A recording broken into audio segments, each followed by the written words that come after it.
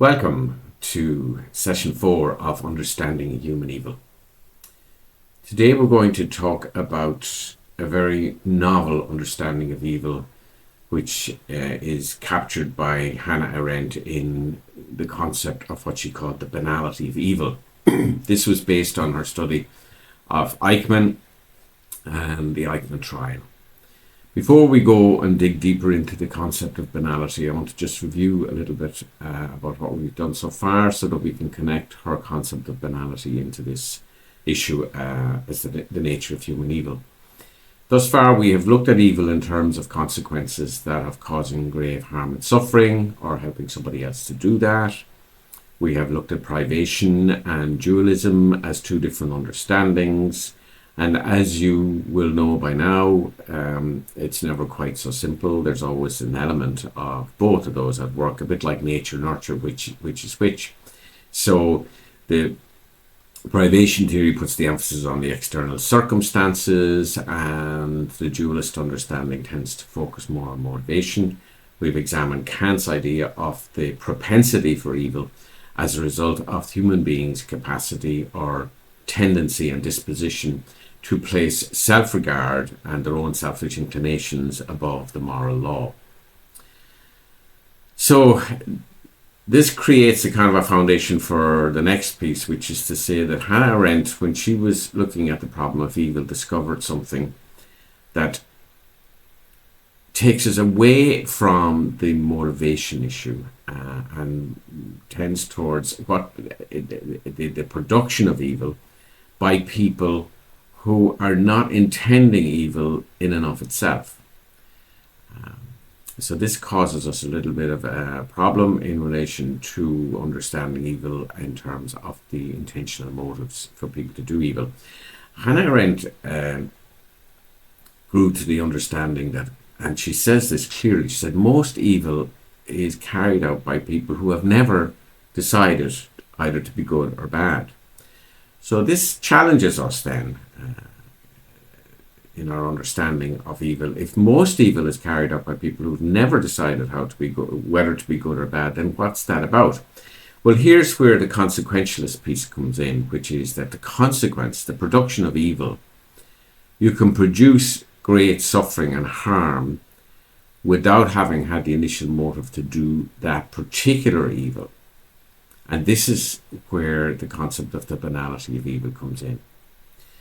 So the first thing I would say about this is that there is a group of scholars and thinkers who hate the idea of the banality of evil, this concept, and she came into huge criticism after she wrote Eichmann in Jerusalem, which is subtitled A Report on the Banality of Evil, because people understood this or believed that she was saying that the evil was banal, and this is a bad misunderstanding of Arendt, because she does not believe that evil is banal. The banality of evil refers to the banality of the person, the perpetrator of the evil. And I'm going to give quite a deep analysis of that, because it is probably one of the most scary, maybe frightening concepts when it comes to how human beings, you and I, function in the world, and what the place that we can end up taking in the production of evil.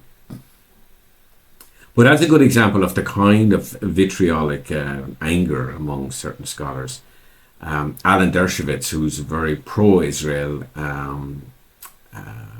lawyer, he was O.J. Simpson's lawyer, he's famous really. I think he was a Harvard professor, is a Harvard professor, and has quite a strong media presence, social media presence, and is a powerful intellect in his own right. But on foot of Arendt's concept of the banality of evil, Alan Dershowitz has the following to say. He says, "It is essential to the past memory of the victims of the Shoah, as well as to the future efforts to prevent recurrences of genocide, that we not simplify with ideologically driven and historically false oversimplifications, such as the banality of evil. That mendacious and dangerous phrase should be struck from the historical vocabulary of the Holocaust and the trial of Eichmann. lest we look in the future for banality and miss the brilliance of those who would repeat Eichmann's crimes. So that's a pretty vociferous critique. Does it have any basis? No, because it is misunderstanding what Arendt is trying to say. And Arendt herself said, that she got in so much trouble over a book that she never wrote. So she was a little bit, sometimes a little bit flippant maybe about her reaction to our concept. In any case, what is the banality of evil? What does she mean? She developed that as a result of looking on at Eichmann. And another important piece here is that she was wrong about Eichmann. She was fooled by Eichmann. Eichmann portrayed himself as a mindless bureaucrat who simply became a cog in the machine of the Nazi machinery, did his job the best he could, never killed anybody. And he said he never killed anybody. He never hurt anybody insofar as he never beat anybody up. He was never part of the thuggery that went on in the Nazi regime. And yet he was the most evil man in the world at that time, if we are to take as our definition the production of mass evil. He is responsible for the killings of millions, insofar as he was the one who organized all the transportation of the Jews. So Eichmann was very effective as a bureaucrat, and he was a very good organizer. So after the Anschluss, when the Nazis went into and annexed Austria, Eichmann began the work in Vienna of the first solution. So you've got the solution to the Jewish problem among the Nazi regime. The first solution was migration to exclusion, get them out of the country. You have to remember there was only about 300,000 Jews in Germany at the time of the Nazi regime. We know that when we think about the Holocaust, we don't realize that the numbers of Jews in Germany was actually quite small. So they had a solution to this problem, which was to get rid of them by sending them to other countries. So that was the first bit. The second solution then was incarceration, ghettoization. Because once the Nazis began to invade other countries, they had too many Jews. They couldn't send them. They were going to send them off to Madagascar, but that wasn't going to work. So Eichmann began the system, and he set up a migration system in Vienna, which became known as the Vienna model, and it was very effective. It was essentially a production line where Jews that wanted to get out of Germany, which a lot of them did because they knew they were being persecuted. I mean, within one day of the Anschluss in Vienna, the Jews, the terrible anti-Semitism that was at work at that time, the Jews were out cleaning the street with brushes and being laughed at and spat on. This is one day, just one day. That will tell you what was the underlying attitude that was already there. So many Jewish people wanted to get out of Germany, but in order to do that, they had to get visas and they had to get transportation documents and all the rest of that. So Eichmann took charge of that, and he set up what was essentially an assembly line whereby you went in, and by the time you came out with your visa your travel documents at the end of the production line, you'd lost almost all your valuables. So he was stripping the Jews of all their material wealth in order for them to provide them. So he did that very effectively, and that allowed many, many Jews to get out of Germany. Quite a lot of them didn't survive, because when they got into the other countries, then eventually when the Nazis invaded the other countries, they caught them anyway. Okay, so he was very effective. So he was very intelligent and in that cunning, kind of calculating way. But he was a very banal human being, and banal or prosaic. He was a social climber, and he wanted to pursue his career. That was his whole thing. The reason that Arendt kind of thought about him as being banal, the banality of evil, is because she focused on him. She said he was neither a monster. She did not see in Eichmann any of the evidences that you would have if you were to think about looking at an evil person. You know, the picture of somebody evil was kind of demonic, or and she said about him, Eichmann was neither monstrous nor demonic, and the only specific characteristic one could detect in his past as well as his behaviour during the trial and the preceding police examination was something entirely negative. It was not stupidity, but a curious, quite authentic inability to think. And so this inability to think she then summarised as a form of thoughtlessness. So the first strand in the cable of the banal evildoer is thoughtlessness. And she's very clear about this. This just does not mean that he was stupid, because anybody that thought that Eichmann was stupid don't know their history. So what does this tell us? From her point of view, and what I'm saying to you is that she was wrong about Eichmann in the sense that he presented himself in this way and she bought it.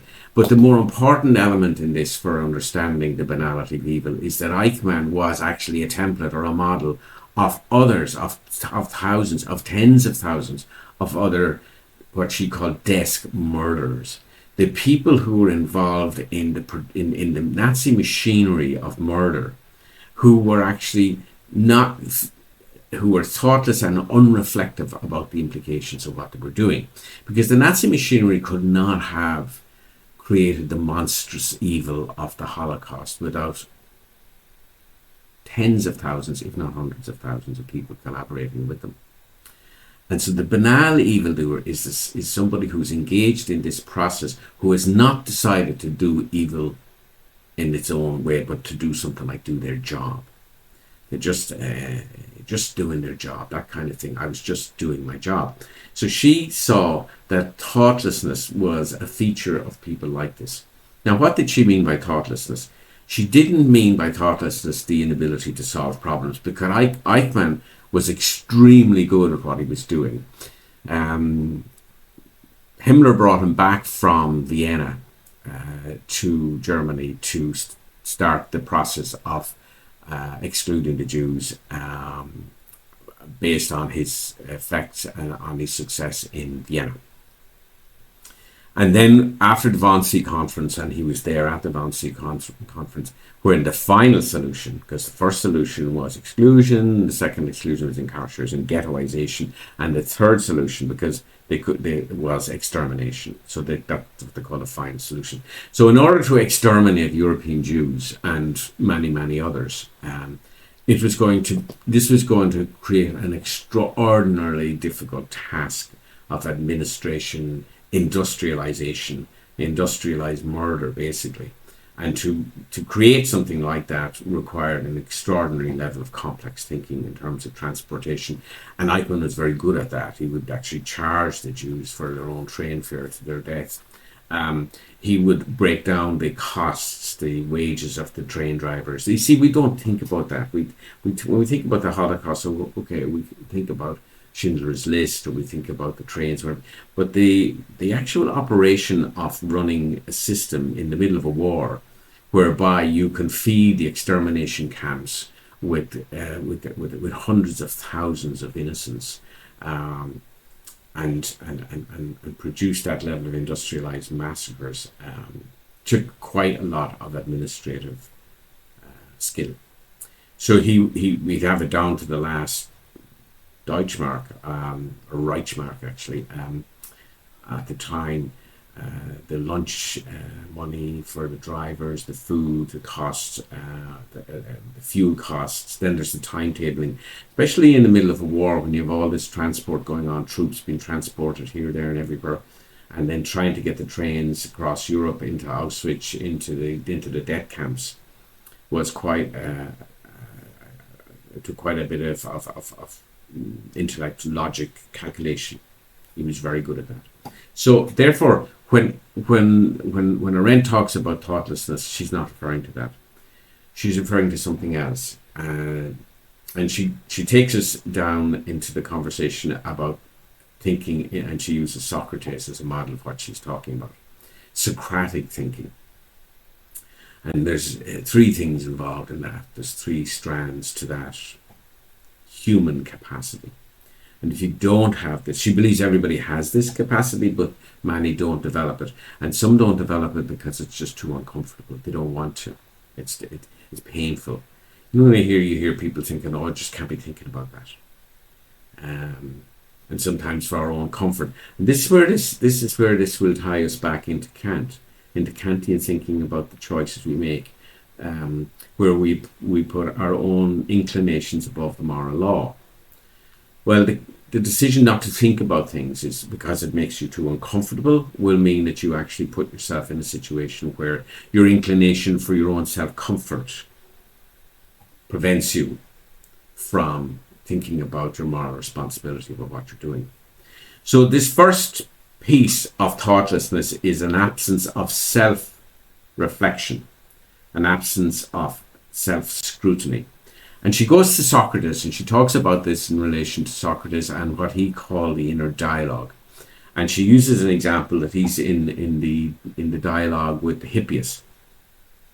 Socrates says to Hippias, he said, "When I go home, I have somebody waiting for me who will challenge me about how my day has been or what I've been thinking about." So, because what he's talking about is his own conscience. When he goes back to his home, because he was rather tongue-in-cheek saying that Hippias seemed to be a bit empty-headed and he was kind of jealous of him because he didn't have to actually deal with any kind of self-reflection. And we've all met people who don't do any self-reflection. We think, they're going through their lives without really examining what they're actually doing, what they're doing. So self-reflection, the absence of self-reflection and this inner dialogue, that Socrates uses this in terms, he said, "I prefer if my lute was in tune, even if it was out of tune with everybody else." That, that he wanted to be in tune with himself. He wanted a harmonious sense that he is at one with himself. He's taken responsibility for actually examining his own conscience, and that he's actually has that dialogue, even if it's uncomfortable. So the lack of self-reflection and the lack of self-scrutiny is the first. So there's no internal dialogue where you're examining yourself and checking in with yourself as to what you're actually doing. That's the first strand in thoughtlessness from the point of view of Arendt. The second part of thoughtlessness is a lack of detachment from the task. So in order to self-reflect, you also have to step back and look at what it is that you're doing. And this is where bureaucracy can be extraordinarily mind-numbing, because when you're involved in the democracy or in the bureaucracy and you're in the throes of just doing the thing that you're doing every day, it becomes habitual. You're not detaching yourself from this capacity that Arendt talks about of detachment. And for most of us, we cannot keep detached, because once we actually move into something, to produce something, we have to engage in our attention in there. So our attention is taken over.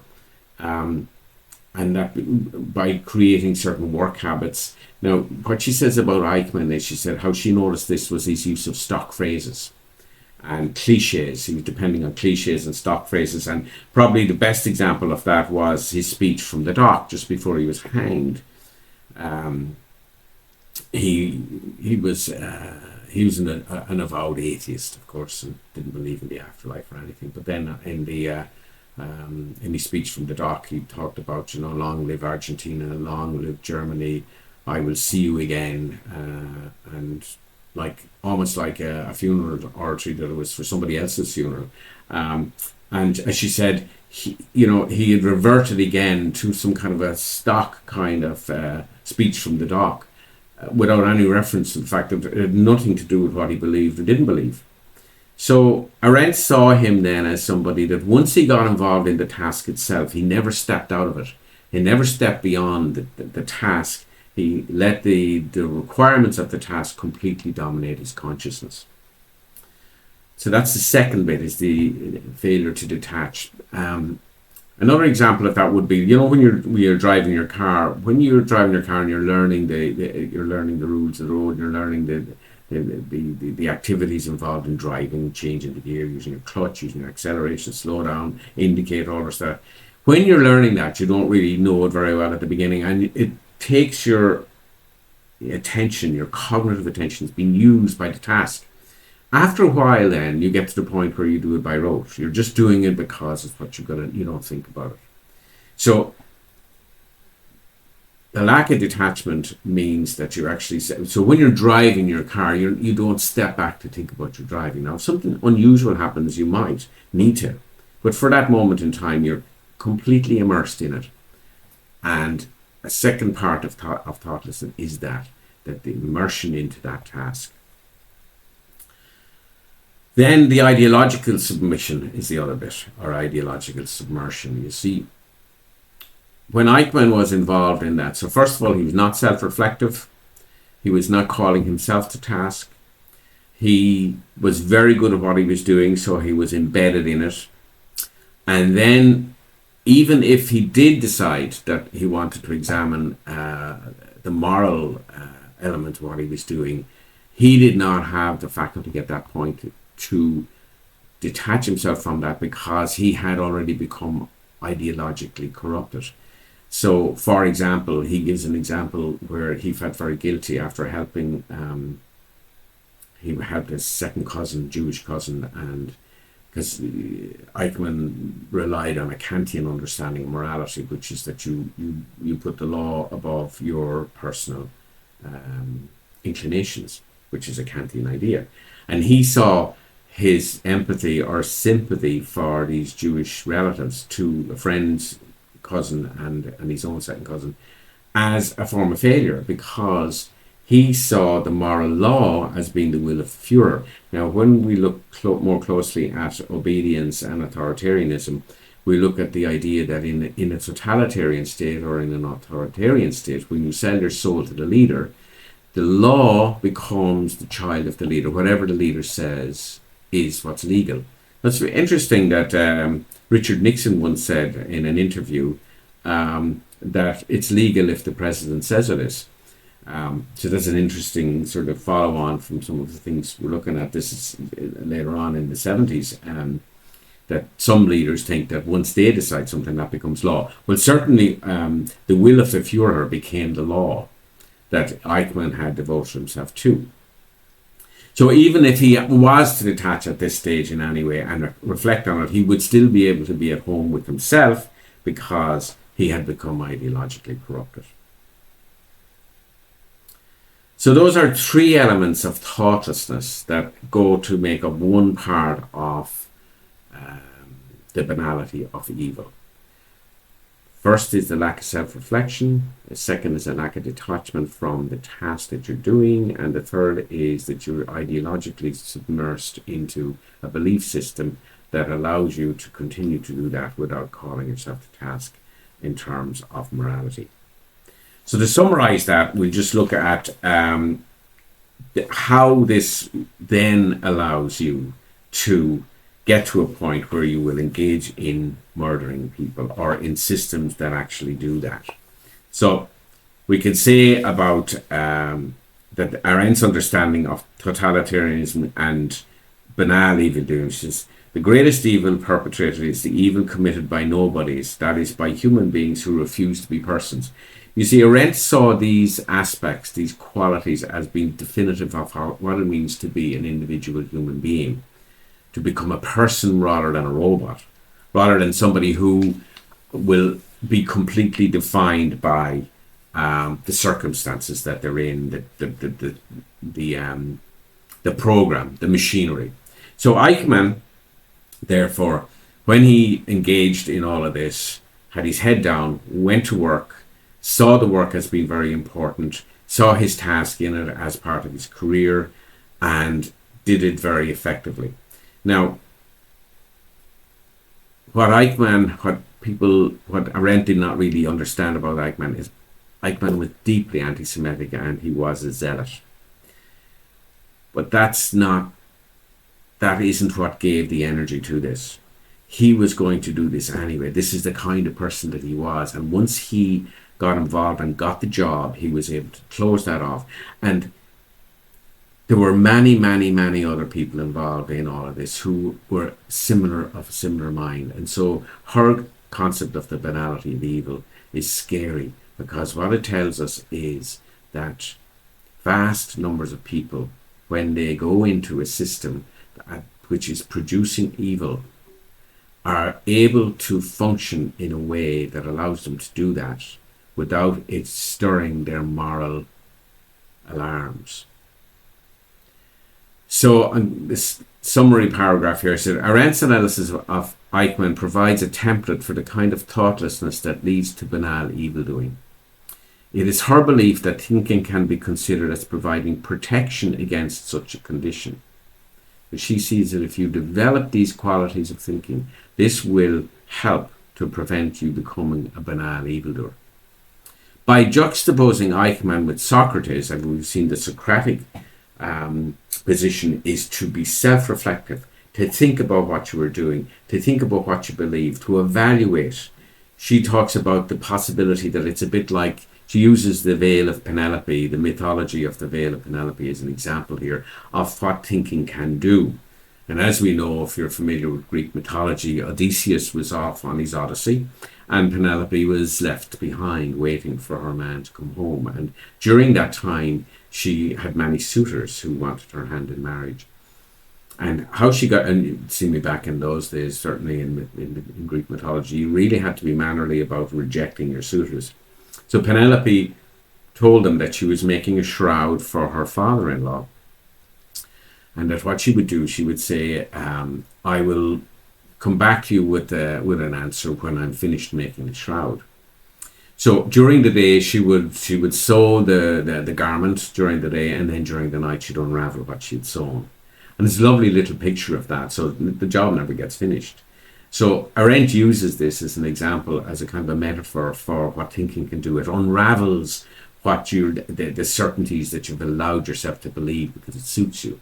So using this faculty of thinking and reflecting will unravel certainties and challenge your thinking. But of course, that can make things very uncomfortable for you.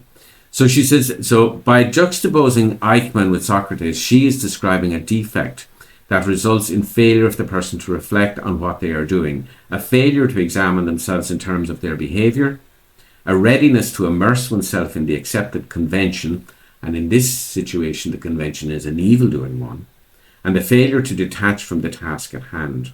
All this is contained in her use of the word thoughtlessness, and is the first strand in the cable of banality as understood by Arendt. That's just the first strand. The second strand is that of obedience.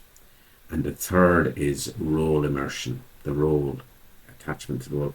So how does this relate to our concept of evil thus far? In a way, it's a form of moral avoidance and moral irresponsibility. And I gave an example of the separation policy at the border of the United States that was introduced by Donald Trump in 2018. Now, I'm not going to get into the politics of migration and the migration problem. What I am going to talk about here is I gave the example in relation to this, that when you examine how that system worked, and if you take your first piece, which is that destroying the lives of children and creating terrible trauma for children is evil. Okay? So that's our starting point, because that goes back to our very first session in our definition of evil, that we take a definition of evil in terms of its consequence. We say causing grave harm and suffering to the innocent. So causing grave harm and suffering to children is evil. So then when you look at the separation policy, which was enacted by the United States at that time, I give the example of the people who got up and go to work, the ordinary working people got up that morning or whatever morning, got up and maybe had some breakfast with their family, maybe said a prayer. If they're a good Christian, they'll thank the Lord for their breakfast. The children are getting ready for school. Mommy is maybe getting ready for work as well, or maybe it's mummy who's going out to work. It could be mummy. Mummy's gone out to work, and she works for the immigration services, or she works for the police department or whatever. And then you look at the bus drivers, you look at the nurses, you look at the police officers, you look at the border guards, you look at all of these people. So you pick any one of them. Mummy is a nurse, or mummy is a border guard. So she kisses her kids, she tosses their hair, she says, okay, I'll see you later, honey, and she drives to work. Maybe she's a bus driver. She drives her bus down to the border. Inside in the border, she meets Josephine and Jack and their border guards, and they have a big cage with some children in it and some parents, and they take the children from the parents, and then they bring them in the bus to a holding centre where Jack and Jill and Mary and Randy and whoever, they're the nursing, they would check them to see if they have any diseases because they don't want any unhealthy people. Then they go to social services and the social workers who are being paid for taking care of people because they're social workers and they're caring. They're trying to decide where they're going to send these children to, what strangers they're going to send them off up to, wherever, people who will be paid money by the state to take these children and perhaps destroy their lives. And there are thousands of them, as far as I know, still who've not been able to, or at least hundreds have never been able to find their parents again. The people who are involved in all of that are not evil people. So this is Arendt's concept. It's such a powerful thing because you're saying, this is evil. This is just no other word for this. I'm not interested in whether it was Donald Trump or Joe Bloggs or whoever. I'm not interested in that at this point. I'm interested in when you set a system up, many people will actually take part in it and never consider that what they're actually doing is they're actually doing evil. And Mary will go home or Joanne will go home and the kids will be fed and they'll do their homework and they'll talk about school and they'll watch television and they'll get up and go to work and do the same thing the day after. These are not evil people. This is Arendt's concept of the banality of evil. Now, in order for many people to engage in banal evildoing, there needs to be an evildoing system in place. The people who are putting the thing in place are not banal evildoers. These are zealots. These are, most of them, oftentimes, they will be ideologically driven, and we will be looking at ideological evil in one of our sessions later on. What is the challenge to us? The challenge to us is to look at ourselves. Think about what it would take for us to not engage in this. And that's going to be a subject that we will look at later on. In our next session on the banality of evil, we're going to look at two other important elements of it: obedience and role immersion. Obedience, what is it in human beings that make us so easy to obey, even when obeying is actually going to lead us into collaborating with evil? We will never understand Nazism. We will never understand the Holocaust. We're not going to understand mass evil unless we understand obedience. And the other piece of it is role immersion, the identification of yourself and your identity with your role. These are the other two pieces. So when Dershowitz gets so angry and upset about what I'm saying about the banality of evil, it's because he doesn't understand it. He doesn't understand. It's a complex, very complex and rich piece of human functioning. Thoughtlessness, lack of reflection, lack of detachment, ideological corruption, with obedience, the need to obey, the need to subordinate yourself, the safety that goes with that, and the identity, your sense of identity tied into a task. These are complex psychological mechanisms. And that's what Arendt offers us, something extraordinary, and we need to learn from it. Okay, so our next session we will look at the rest of the subject of the banality of evil, and then we'll move on to ideology. So in the meantime, take good care of yourself. Bye.